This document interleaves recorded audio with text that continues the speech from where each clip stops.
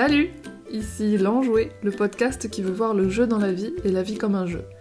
Je suis Doria Roustan, alias l'Enjoué. Je suis accompagnatrice, game designer et formatrice, certifiée en PNL et formée en pratique narrative.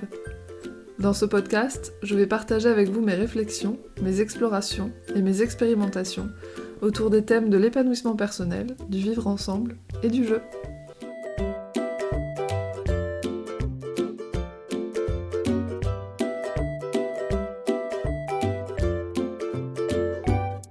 Aujourd'hui, je vais vous parler des injonctions implicites ou explicites qui régissent nos vies et qui nous font croire que nous ne sommes pas comme nous devrions être. Vous savez, ces choses qui nous font dire « il faudrait que je fasse ça »,« je devrais être comme ceci », et qui, personnellement, ont failli me rendre barjot. C'est un sujet qui m'habite depuis plusieurs mois et j'avais envie de partager avec vous le fruit de mes réflexions. Comme d'habitude, ce que je vous propose ici, c'est ma vision. Vous prenez seulement ce qui vous intéresse.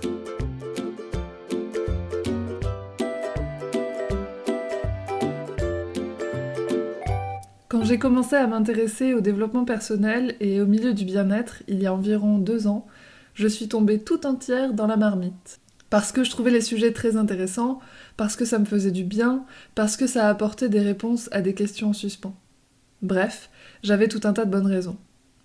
Je crois que j'espérais devenir comme Obélix, super forte, super rapide, et ce, en toutes circonstances. Doria, l'irréductible gauloise prête à défaire tout envahisseur, sans ciller, et qui, au passage, porterait super bien les pantalons rayés. Alors, j'ai regardé des dizaines de vidéos sur YouTube.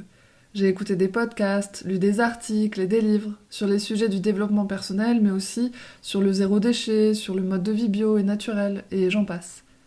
Grâce à tous les contenus fort intéressants et les conseils explorés, j'ai pu dessiner petit à petit dans ma tête une image de plus en plus claire de la version de moi que je voulais devenir. Il y a tout un tas de choses que la nouvelle Doria ne ferait pas, et un autre tas de choses qu'elle ferait.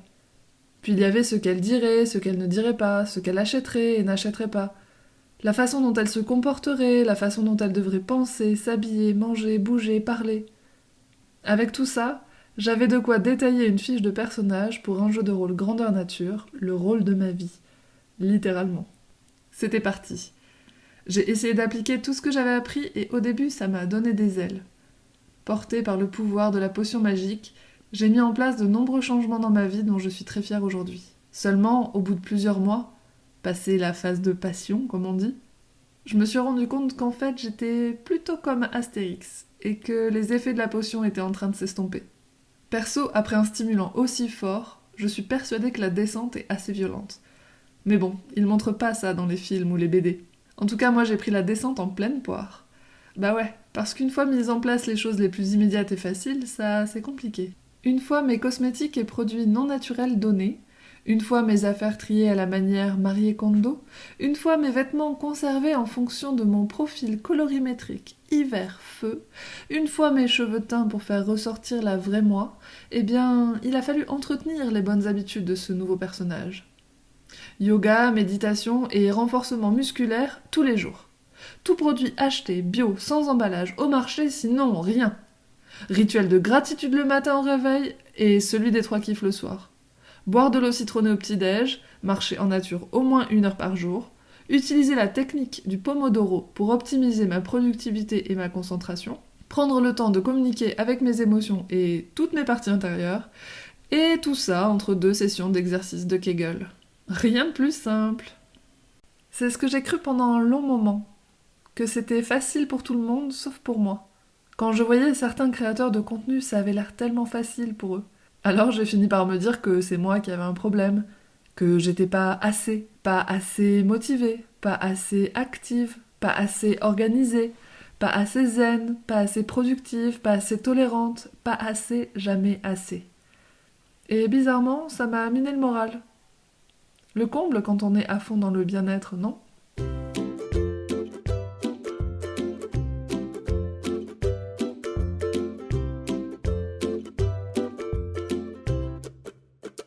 Un jour, j'ai réalisé que la potion, luisante dans son chaudron, me faisait miroiter une illusion. Le reflet que me renvoie ce condensé de bonnes intentions est une image de moi, d'une sorte de Wonder Doria, qui est inaccessible, simplement parce que toutes les injonctions qu'elle m'impose sont beaucoup trop nombreuses et se contredisent les unes les autres. Et oui, parce qu'il faudrait être forte et aussi assumer sa vulnérabilité. Il faudrait être une professionnelle productive, proactive et aussi prendre du temps pour soi et se poser. Il faudrait faire de bons petits plats, tout en faisant attention à sa ligne, tout en ne faisant pas de régime. Il faudrait être autonome, faire tout toute seule, et en même temps ne pas avoir peur de demander de l'aide. Il faudrait être une femme séduisante et pas cochonne, élégante et décontractée.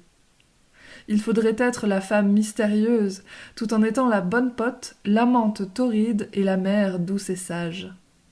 Il faudrait être authentique avec les autres, et faire attention à sa parole en prenant beaucoup de précautions pour bien communiquer. Il faudrait s'accepter comme on est et devenir une meilleure version de soi-même. Vous voyez où je veux en venir ? Sans que je m'en rende compte, ces injonctions contradictoires me faisaient tourner en bourrique. Il y a des injonctions qui sont explicites. Elles sont clairement énoncées comme étant ce qu'il faut faire. Par exemple, manger 5 fruits et légumes par jour. Ou faire 30 minutes d'exercice. Ou encore, tenez votre droite, qu'on peut retrouver dans certains métros. Tiens d'ailleurs, imaginez que ces panneaux disent « Tenez votre droite tout en tenant votre gauche ». Confusant, n'est-il pas ? Vous risqueriez de vous retrouver au milieu de l'escalator, une main sur chaque rampe, à créer un embouteillage qui ferait râler plus d'un passant pressé. Voilà ce que nous demandent en réalité ces injonctions contradictoires. Avoir une main sur chaque rampe et nous mettre dans une position inconfortable. Il y a aussi des injonctions plus implicites, qui agissent en sous-marin. Comme par exemple, faire du macramé pour se reconnecter à ses désirs, qui transmet le message explicite qu'il faudrait faire du macramé, mais aussi le message implicite qu'il faudrait être reconnecté à ses désirs. Ou encore, 5 astuces pour vivre une vie équilibrée. Sous-entendu, il faut avoir une vie équilibrée. Il y a des milliers d'exemples, dans le développement personnel, mais pas que. Partout. La norme, même silencieuse, nous impose de nombreuses injonctions implicites sur la façon dont nous devrions penser, agir, vivre et être. Et ces injonctions prennent corps, et nous finissons par nous les imposer à nous-mêmes et à les imposer aux autres, sans nous en rendre compte. C'est puissant le pouvoir de la norme. Un jour, je me suis exhortée à ne plus du tout produire d'injonctions, ni pour moi ni pour les autres. C'était horrible. Je ne pouvais plus parler. C'est très difficile de ne pas en faire du tout, pour ne pas dire impossible. Toutes ces injonctions sont autant de pressions que j'ai accumulées et qui, étant contradictoires et inaccessibles, m'ont mis en état d'échec répété. Mon quotidien s'est transformé en auto-analyse permanente de ce que je faisais et ne faisais pas correctement. À chaque fois que je ne faisais pas bien, j'échouais. Assez normal que mon moral en ait pris un coup, non ? Avoir l'impression d'échouer constamment à être comme on voudrait être, c'est assez dur. Et je trouve les injonctions du bien-être particulièrement douloureuses. La maîtresse injonction, c'est quand même être bien, être heureux. Avoir l'impression d'échouer à être heureuse, c'était carrément pire pour moi que d'échouer à être milliardaire. J'en arrivais à me dire, j'arrive même pas à être juste bien. Même pas ça. Quelle terrible pression que celle du bonheur.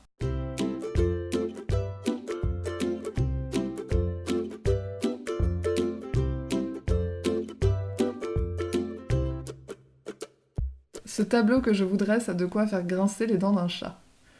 Il n'y a pas de remède miracle, malheureusement, à ces injonctions qui sont omniprésentes, explicites, implicites, qu'elles soient imposées par la norme, par le milieu du bien-être ou tout autre contexte. Simplement, comme pour beaucoup de choses, en prendre conscience, c'est déjà énorme. Savoir que cela existe, savoir ce qui se joue parfois derrière nos objectifs ou nos desiderata, cela permet de se poser des questions. Et comme vous le verrez dans ce podcast, j'aime beaucoup les questions. Une fois qu'on sait, c'est possible de les repérer, ces coquines, de les remettre en question. Aujourd'hui, quand j'en vois une, je me dis « Bien joué, je l'ai repérée !» Et ensuite, je me pose les questions « D'où elle vient cette injonction ? Est-ce qu'elle me convient ? Ou encore « Est-ce que j'ai vraiment envie de ça ? Est-ce que ça vient de moi ou d'ailleurs ? Est-ce que c'est vraiment important pour moi ? Qu'est-ce que ça va m'apporter ? Qu'est-ce que je vais perdre ? Et enfin, qui a intérêt à me faire croire que je dois faire ou être ou penser comme ça ? Le fait de pouvoir les repérer et les trier, en adoptant celles qui m'apportaient réellement quelque chose, ça a fortement fait baisser la pression. Il y a des fois, je manque de me faire attraper par une implicite et hop, au dernier moment, je fais demi-tour. Et à ce moment-là, qu'est-ce que je me sens forte ? Capable de résister à cet envahisseur très convaincant. Pas à la manière d'Obélix, ni à celle d'Astérix, mais bien à ma façon, quand je veux et avec les moyens disponibles à bord. Si je vous partage ces réflexions, c'est parce que j'ai croisé de nombreuses personnes affligées par leur incapacité à être qui elles voudraient être, ou pensaient devoir être, en commençant par moi-même, et que j'ai pu voir que ça affectait leur morale. Vouloir adopter de nouvelles habitudes, générer le changement, mieux communiquer, tout ça c'est ok en soi. Attention, je n'ai rien contre les techniques en elles-mêmes, ni leurs créateurs. Simplement, je souhaite juste attirer votre attention sur les injonctions implicites que leur existence même peut générer. Et bien sûr, moi et mon podcast, on n'échappe pas à la règle. J'ai déjà et je vais probablement formuler des injonctions implicites et explicites. Involontairement d'ailleurs. Il me semblait important de faire cet épisode avant d'en faire d'autres pour que justement vous puissiez avoir cette vigilance ou cette information et que vous puissiez repérer les éventuelles injonctions qui pourraient être transmises à travers mes contenus sans que je le veuille forcément. Vous êtes prévenus. Ceci est avant tout une invitation à la tolérance envers vous-même. Vous faites de votre mieux.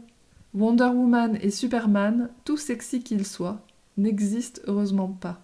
La seule injonction que j'accepte volontiers pour moi aujourd'hui, c'est « laisse-toi tranquille ». Si vous voulez la tester, allez-y, je vous la prête. Et si vous n'arrivez pas à l'appliquer, tant mieux.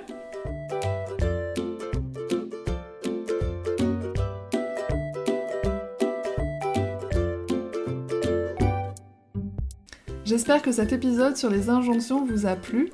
Si vous souhaitez échanger sur le sujet, n'hésitez pas à me poser des questions sur la page Facebook de l'Enjoué ou sur Instagram @doria.enjoué. Si vous appréciez ce podcast, vous pouvez me soutenir en vous abonnant et en laissant un avis pour permettre au podcast d'aller à la rencontre de nouveaux auditeurs. Si vous souhaitez en savoir plus sur mes accompagnements, vous pouvez faire un tour sur mon site doriaroustan.fr et me contacter. En attendant de vous retrouver pour de nouveaux épisodes, je vous dis à bientôt. Salut!